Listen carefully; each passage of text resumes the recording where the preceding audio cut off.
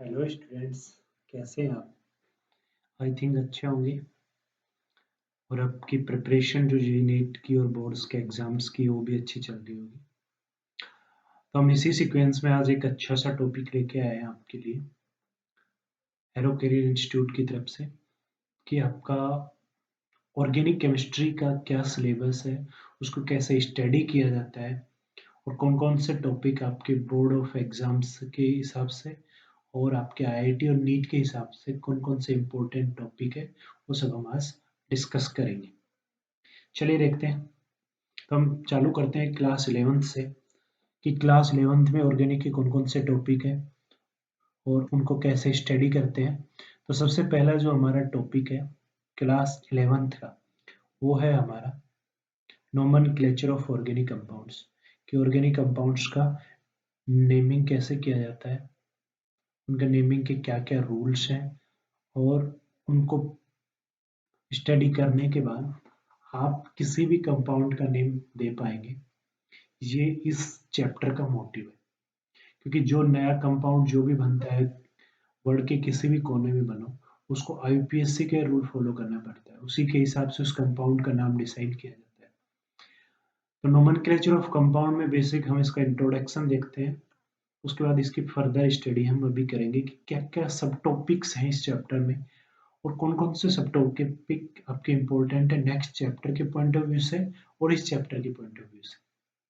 ठीक है, तो इस चैप्टर के बाद हमारा जो नेक्स्ट चैप्टर आता है वो है हमारा आइसोमेरिज्म। ये भी हमारा एक अच्छा और इम्पोर्टेंट टॉपिक है केमिस्ट्री को सीखने के लिए। अभी मैं बोल रहा हूँ कि स्पेशली ऑर्गेनिक केमिस्ट्री की बात कर रहा हूँ कि ऑर्गेनिक केमिस्ट्री को सीखने के लिए आपको ऐसा नहीं है कि आपने आइसोमेरिज्म पढ़ लिया नोमेनक्लेचर छोड़ दिया, नहीं, ऐसा नहीं हो पाएगा। आपको एक सीक्वेंस से पढ़ना पड़ेगा, नोमेनक्लेचर पढ़ना पड़ेगा, isomerism, then after GOC, then after hydrocarbon.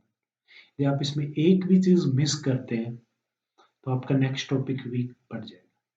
इसलिए कोई भी टॉपिक मिस नहीं करना है और हमें कंटिन्यूअसली हमें इन चीजों से कनेक्ट रहना है, इनको पढ़ते रहना है।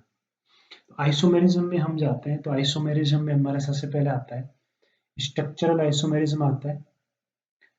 स्ट्रक्चरल आइसोमेरिज्म में आपका अलग अलग टाइप के आइसोमेरिज्म आता है, चेन आता है, पोजीशन आता है, मेटामर आता है, फंक्शनल ग्रुप आता है और देन आपका टोटोमेरिज्म आता है। ये 5 टाइप के आइसोमेरिज्म आते हैं आपके स्ट्रक्चरल आइसोमेरिज्म। देन आपका आता है कन्फर्मेशनल आइसोमेरिज्म। कन्फर्मेशनल आइसोमेरिज्म आपके बारे में आपने सुना होगा, chair form, boat form, Newman formula, ये सब बातें हम पढ़ते हैं कन्फर्मेशनल आइसोमेरिज्म।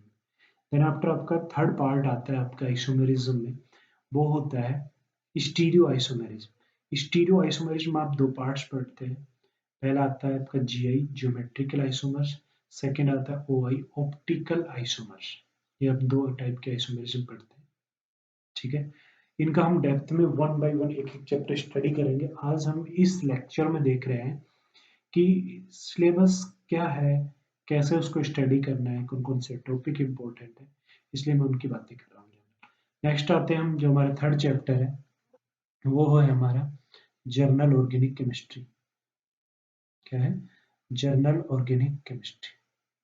कि जर्नल ऑर्गेनिक केमिस्ट्री बहुत ही इजी चैप्टर है, बहुत ही इंटरेस्टिंग चैप्टर है, बहुत ही इंपॉर्टेंट चैप्टर है ऑर्गेनिक केमिस्ट्री के पॉइंट ऑफ व्यू से।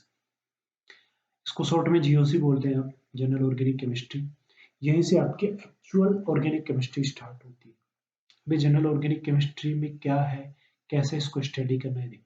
जनरल ऑर्गेनिक केमिस्ट्री में आप सबसे पहले जो पढ़ते हैं वो है कि बॉन्ड का फ्यूजन कैसे होता है, बॉन्ड क्लीवेज कैसे होता है, हेट्रोलिटिक, होमोलिटिक, ये सब बातें पढ़ते हैं। देन आफ्टर आप एंटर करते हैं इलेक्ट्रॉनिक इफेक्ट्स पे कि इलेक्ट्रॉन्स का मूवमेंट किसी भी रिएक्शंस में कैसे होता है, ये हम देखते हैं जनरल ऑर्गेनिक केमिस्ट्री के फर्स्ट पार्ट में। उनको समझने के लिए कि एक इलेक्ट्रॉन का ट्रांसफर एक जगह से दूसरी जगह कैसे होता है, इसको समझने के लिए आप उसमें अलग अलग इफेक्ट्स पढ़ते हैं। सबसे पहला जो इफेक्ट आता है वो आपका होता है इंडक्टिव इफेक्ट। देन आफ्टर आता है आपका रेजोनेंस, देन आफ्टर आपका आता है हाइपर कॉन्जुगेशन, और उसके साथ हम पढ़ते हैं मेसोमेरिक इफेक्ट भी पढ़ते हैं। ये सब इफेक्ट्स हमें बहुत ही ज़रूरी है पढ़ने, ऑर्गेनिक केमिस्ट्री को सीखने के लिए। इनके बारे में इन डेप्थ नॉलेज होना बहुत ही ज़रूरी है।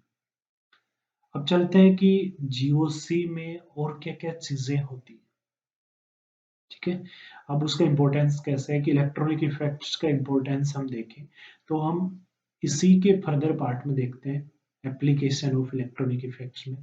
देखते हैं उसमें हम कि किसी भी कंपाउंड की एसिडिक स्ट्रेंथ कैसे कब फाइंड की जाए, बेसिक स्ट्रेंथ कैसे फाइंड की जाए, वो की जाती है with the help of electronic effects. Inductive effect को, रेजोनेंस को, हाइपर कॉन्जुगेशन को और मेसोमेरिक इफेक्ट्स को इंक्लूड करते हुए वो सब चीज़ें कैलकुलेट करी जाती है।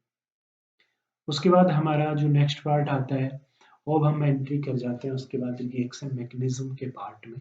थोड़ा सा रिएक्शन मैकेनिज्म पढ़ते हैं, न्यूक्लियोफाइल्स क्या होते हैं, इलेक्ट्रोफाइल्स क्या होते हैं, उनका अटैक कैसे होता है, कि आप कैसे फाइंड करेंगे कोई कंपाउंड इलेक्ट्रोफाइल है, कोई कंपाउंड न्यूक्लियोफाइल है, ये सब हम यहाँ बातें करते हैं। उसके बाद हमारा जो नेक्स्ट चैप्टर है 11th का, वो है हमारा हाइड्रोकार्बन। जैसा कि नाम बता रहे हैं हाइड्रोकार्बन, तो हम इस हाइड्रोकार्बन में हम पढ़ते हैं एल्केन, एल्कीन एंड अल्काइंस, तीनों हम इसमें पढ़ते हैं। एल्केन्स में पढ़ते हैं हम कि एल्केन्स का फॉर्मेशन कैसे होता है, यानी उनको बनाने का प्रोसेस क्या होता है, एल्केन्स कैसे प्रिपेयर किए जाते हैं naturally and artificially, means lab में कैसे प्रिपेयर होते हैं, नेचुरली कैसे प्रिपेयर होते हैं। उसके बाद हम उसकी केमिकल एंड फिजिकल प्रॉपर्टीज देखते हैं। देन आफ्टर हम एंट्री करते हैं उसकी केमिकल रिएक्शंस में, करेक्ट। अब आते हैं हम नेक्स्ट पार्ट एल्कीन्स पे, सेम एल्कीन्स की रिएक्शन देखते हैं, उसका फॉर्मेशन देखते हैं, उसकी केमिकल एंड फिजिकल प्रॉपर्टीज देखते हैं। सेम थर्ड एल्काइंस में भी हम कैसे फॉर्म की जाती है, कैसे बनाया जाता है एल्काइन, एल्काइन उसकी कौन कौन सी रिएक्शंस होती है, उसकी फिजिकल प्रॉपर्टीज क्या होती है, और उनकी केमिकल रिएक्शंस क्या क्या होती है, ये हम 11th के पोर्शन में पढ़ते हैं। अब आते हैं हम थोड़ा in depth one by one chapter के हिसाब से हम देख लेते हैं। तो आज हम देखने वाले हैं कि जो नोमेनक्लेचर चैप्टर है आपका, उसमें हम कौन कौन सी चीजें स्टडी करते हैं। तो जो नोमेनक्लेचर वाला पार्ट है आपका, उसमें हम सबसे पहले देखें तो हम उसमें जो सबसे पहला पार्ट होता है आपका, वो हम स्टडी करते हैं इंट्रोडक्शन ऑफ ऑर्गेनिक केमिस्ट्री। कि ऑर्गेनिक केमिस्ट्री है वो कैसे इंट्रोड्यूस हुआ, कैसे आया। हम नेक्स्ट क्लास में इसका complete point two point notes note down करेंगे। आज हम सिर्फ इसका एक ओवरव्यू ले रहे हैं कि नोमेनक्लेचर ऑफ ऑर्गेनिक कंपाउंड्स है। सबसे पहले आता है हमारा इंट्रोडक्शन, कि ऑर्गेनिक केमिस्ट्री आया कैसे, इसमें साइंटिस्ट का क्या क्या रोल रहा, किस किस साइंटिस्ट ने क्या क्या थ्योरीज दी, वो सब हम इसमें बातें करते हैं। उसके बाद आपने देखा होगा कि आप ऑर्गेनिक केमिस्ट्री को जब स्टडी करते हैं, तो जब बच्चा 11th क्लास में आता है तो बड़ा कन्फ्यूजन रहता है उसको। CH4 को कभी तो C के साथ 4 अलग अलग हाइड्रोजन्स रिप्रेजेंट कर दिए जाते हैं लाइक दिस, कभी CH4 लिख दिया जाता है, कभी CH4 को CH4 ऐसे लिखा जाता है, और कभी CH4 को कार्बन को 7 अलग अलग हाइड्रोजन को 4 हाइड्रोजन को शो किया जाता है, ठीक है। तो ये इन दोनों में क्या डिफरेंस है, ये कैसे रिप्रेजेंट किया जाता है, यानी कि 4 अलग अलग हाइड्रोजन, ये कैसे रिप्रेजेंटेशन होता है, ये हम पढ़ते हैं रिप्रेजेंटेशन ऑफ ऑर्गेनिक कंपाउंड्स में। अलग अलग रिप्रेजेंटेशन होते हैं, इसमें कंडेंस्ड फॉर्मूला आता है आपका, wedge line wedge dash formula आता है आपका, बॉन्ड लाइन नोटेशन आता है इसमें। तो ये 3-4 टाइप के रिप्रेजेंटेशन होते हैं जब हम पढ़ते हैं, ठीक। नेक्स्ट आता है टाइप्स ऑफ बॉन्ड की कैलकुलेशन, कि आपके आपने सुना होगा सिग्मा एंड पाई बॉन्ड्स, कि सिग्मा बॉन्ड का फॉर्मेशन कैसे होता है, और सिग्मा और पाई बॉन्ड की कैलकुलेशन किसी कंपाउंड में आप कैसे पहचानोगे कि उसमें सिग्मा कितने, पाई कितने, ये सब की कैलकुलेशन बहुत ज़्यादा इंपॉर्टेंट होती है। आप इनऑर्गेनिक वाले पार्ट में भी पढ़ते हैं।